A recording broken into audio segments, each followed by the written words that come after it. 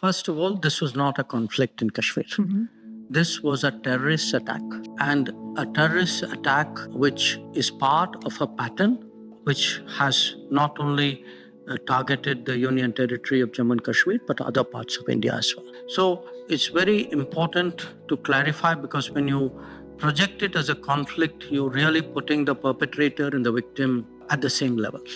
So this was a horrific, particularly brutal terrorist attack, because it was meant to create a fear psychosis and destroy the tourism economy of Kashmir, which is the mainstay.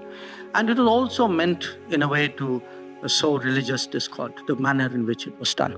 So what we were responding to was terrorism. And when we respond to such an attack, I think there was a lot of international understanding. So it was very, to me, it was telling that the UN Security Council, 3 days after the attack, actually issued a statement saying that the people who did it should be brought to justice, they should be held accountable. And that is exactly what we did on the 7th of May. So we targeted terrorist headquarters and terrorist centers. Our campaign is against terrorists. The terrorists in this case happen to be located in the country next door, because that country next door has for many, many years used terrorism as a kind of a tool in its attempts to pressurize us, or call it what you will. In a way, I'm laboring the point, but I'm doing it because, when it comes to terrorism, I think today there's virtually no country which would say, I approve of what is done, or no country which would say, I don't condemn what was done. If I were to say, I have the right to defend myself, my people, I have the right to secure my country, I think much of the world would agree with me. We are very encouraged both by the very early condemnation of the terrorist attack, as well as the very clear message which we got on the 7th of May and again today from Minister Wadiful, that Germany recognizes India's right to defend itself against terrorism. I think this part of the world is waking up to what it means if you're not given full attention to your security requirements. Our security challenges were far more threatening than yours. So we had to prioritize security. So you don't choose between security and economic prosperity. Today you are realizing that they are part of the same coin. Your historical experience has been that after the Second World War, and certainly after 91, 92, you had the good fortune of enjoying a very favorable geopolitical circumstance. And that has conditioned you to think that is a normal. My situation is I didn't have that situation. I've had difficult neighbors, Pakistan and China especially. I've had a continuing problem of terrorism from Pakistan. So I've always had to deal with a degree of realism with a very harsh world, very nasty world, which I think Europeans were insulated from.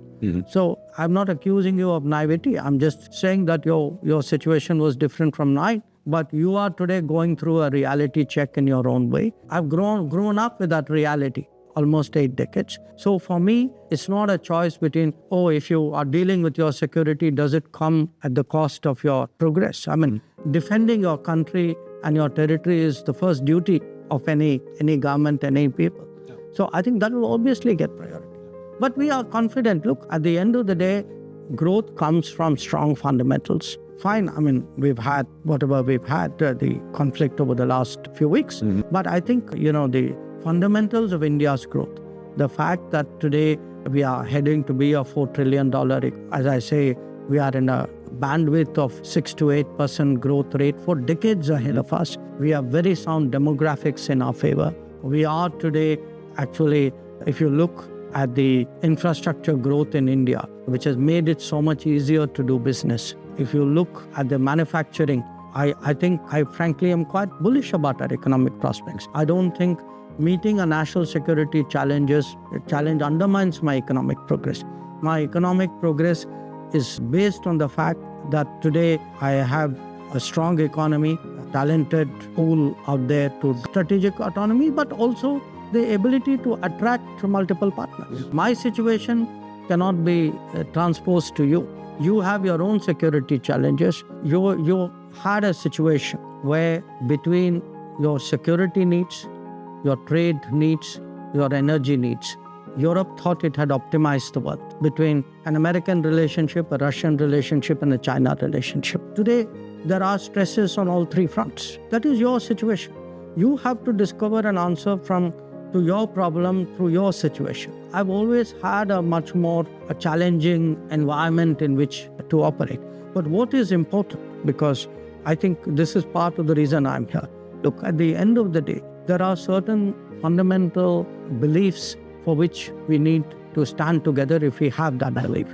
For me, terrorism, standing up to terrorism, having zero tolerance for terrorism is a very important part of what we are. I must say, we were very, very appreciative of the very clear stance that we got from the Dutch government. That Netherlands, from the time Pahalgam happened, even today, I saw understanding about our policy of zero tolerance for terrorism. I see with many partners an understanding that we have the right to protect our people and to defend our people. So many things have changed. One, when we look at the world, we look at the world with a degree of confidence. You will say, what is new? It is new because in the past, we sometimes looked at the world with a degree of nervousness, with a degree of let us keep them far away. I don't know what would be their impact in our country. We built in a way mental walls between us and the world. So I think the attitude towards the world itself is the first fundamental change. The second, we believe that the opportunities are more than the challenge. Net, the world is a positive place. The world today can be engaged, it can be utilized, it can be leveraged actually to make the progress of India grow faster. So we are today the fifth largest economy. In a few years, we will be the third. We cannot behave and act the way we were when we were the 10th largest economy. So as you become a bigger player, I think that is also, you can say we are a bigger shareholder in the world. And it's important to contribute more, to step up when there are problems like during COVID, or tomorrow there's a natural disaster at that time. When there is a conflict, I would say more expectations, more confidence, more contribution, more responsibility. India has changed. I wish I could say Pakistan has changed. They unfortunately are in many ways continuing the bad habits, continuing a very negative way of approaching India. And what has happened is today, I think when I look back, I would say the 26/11 Mumbai terrorist attack, I would regard it in many ways as the turning point. I think that was when Indian public opinion across political parties, average Indians said, this is now too much. Country cannot accept this kind of behavior from a neighbor. I think that feeling was very, very strong in society. It may not have been entirely understood at that time by the government of the day. That's a different matter. But if you see after 2014, when the government changed, this message has been very firm with Pakistan, which is terrorism, if acts of terrorism are committed, there will be consequences. What has happened also during this period? We have forged ahead. We have forged ahead economically, politically. Our standing in the world has gone up. I think, in a way, continued the old play.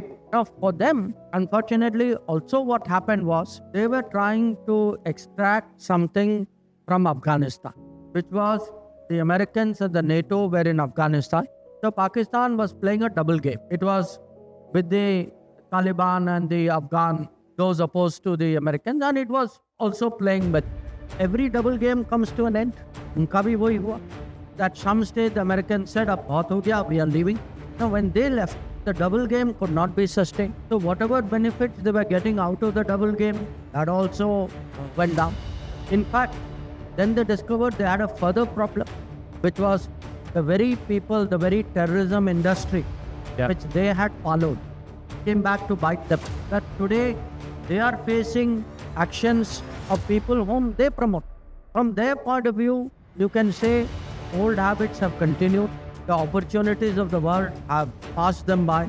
The reputation is determined by their actions and their habits. And many things which they thought they were being very smart, has actually come back to bite. Whereas what we have done is, we have separated ourselves, we have gone up to a higher level.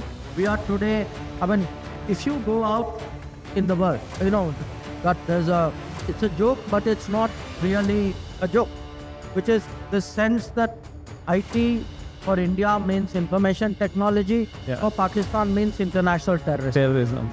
That sense today that their branding, that terrorism path has stuck to them. Today, our branding is a technology brand.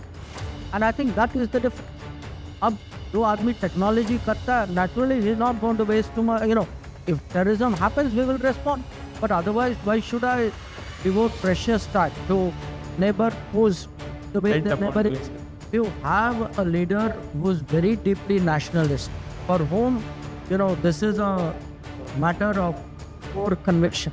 So then what they do is, वो system को कहते हैं कि भाई ये करना है.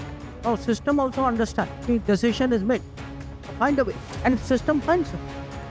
When Uri, all that happened, that time I remember that this was September of 2016. Again, you could sense from Prime Minister there was going to be a response. If you have conviction and you have clarity and you have leadership, then a decision is made. It's made for a country, it can be made for an organization. The leader of the organization or leader of the country, once they are clear, I think what happens to any system is if there is indecision. All of us have to weigh plus minus. मैं नहीं कहता कि बिना सोचे समझे लोगों को करना चाहिए. Often on key issues, the plus minus is very intuitive. I spoke about Sardar Patel at the start. I mean, if you you read the history of the integration of Indian state, you see the clarity Sardar Patel had on Hyderabad. The fact is, we had two difficult situations. Hyderabad, which was handled by Sardar Patel, Kashmir, which was handled by Nehru. And you can see personality, the thinking of the leader, of the leadership, what actually happens on the ground. Countries, organizations, systems respond to direction, respond to leadership, respond to conviction. And that is very important to cultivate. There has to be a national character, like there has to be an organizational character.